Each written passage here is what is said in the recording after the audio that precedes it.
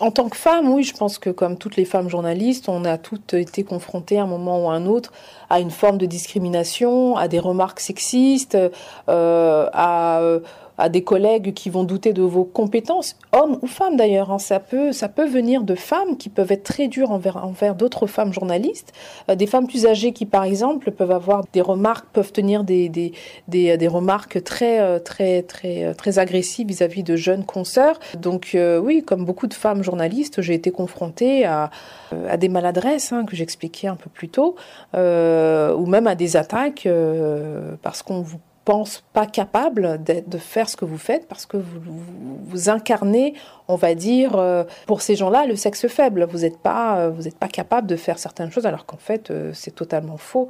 Donc c'est difficile de sortir de cette chose-là parce que du coup, beaucoup de femmes intériorisent toutes ces remarques et c'est un cercle vicieux. Du coup, on se sent moins capable et du coup, on renvoie une image aussi de femmes qui doutent. Un homme qui doute subira moins, à mon avis, moins d'échecs qu'une femme qui doute. Nous, on n'a pas le droit de douter, on doit toujours être au top, donner au maximum, gérer la vie de famille, gérer le travail, voilà, on est tout le temps en train de performer et c'est fatigant. On a le droit à l'échec, comme les hommes. Et le jour où on pourra échouer sans que ça devienne une espèce de tare dans notre parcours, ce jour-là, on aura vraiment atteint l'égalité. Ça me permet d'embrayer immédiatement sur un autre aspect, la femme journaliste certes, mais qui est aussi une mère de famille. Comment concilier ces deux casquettes, épouse aussi? Alors, ça c'est vraiment, je pense, c'est le cœur des préoccupations de beaucoup de femmes qui travaillent. Alors, il faut être entouré en fait pour pouvoir concilier les deux. Sinon, c'est très dur. Et puis, il faut que le mari ou la femme vous soutienne. Une toute petite question, quel regard vous avez de la femme africaine? Alors, je pense que déjà, il n'y a pas une femme africaine. Je pense que... Sur la femme tout court, non? Sur les femmes...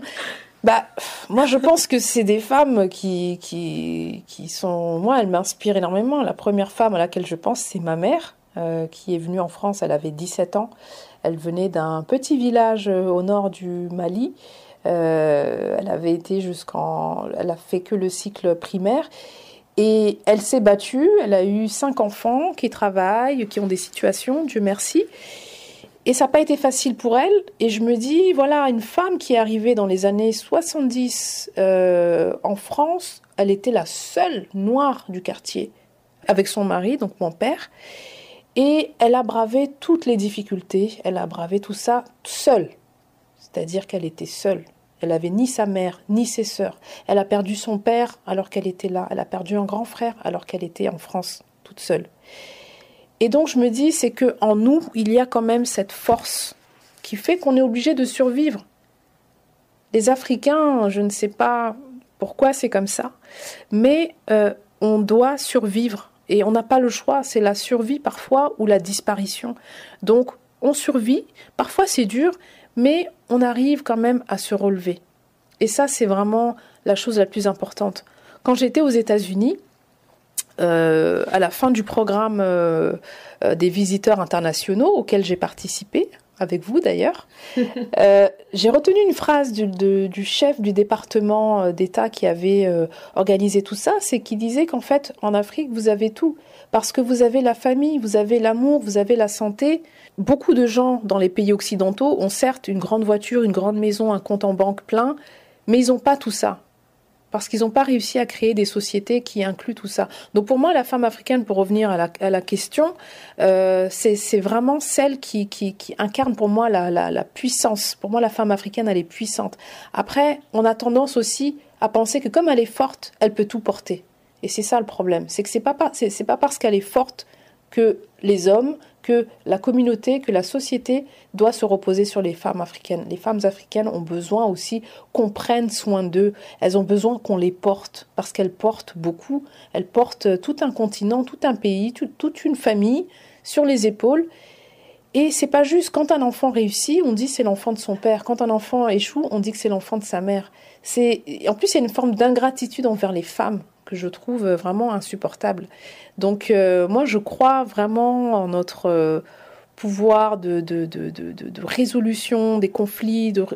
On a vraiment une force en nous, mais on a besoin aussi de soutien parce qu'à deux, en plus, on est plus fort. Si les femmes africaines étaient mieux soutenues, mais le continent irait tellement plus haut.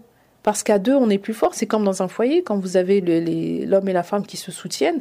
En général, c'est des foyers qui tournent bien. C'est déjà la fin. Alors, Au féminin, c'est une émission assez relaxe. Permettez-moi de vous décrire un tout petit peu. Vous avez des cheveux afro, un foulard, des boucles traditionnelles. Est-ce votre manière à vous d'affirmer votre africanité? Oui, ça fait partie de mon identité. J'ai les cheveux naturels depuis 8 ans maintenant. Et ça me paraît normal de porter les cheveux que j'ai parce que je vois pas pourquoi je devrais me les lisser, même si je respecte celles qui le font, chacune fait ce qu'elle veut.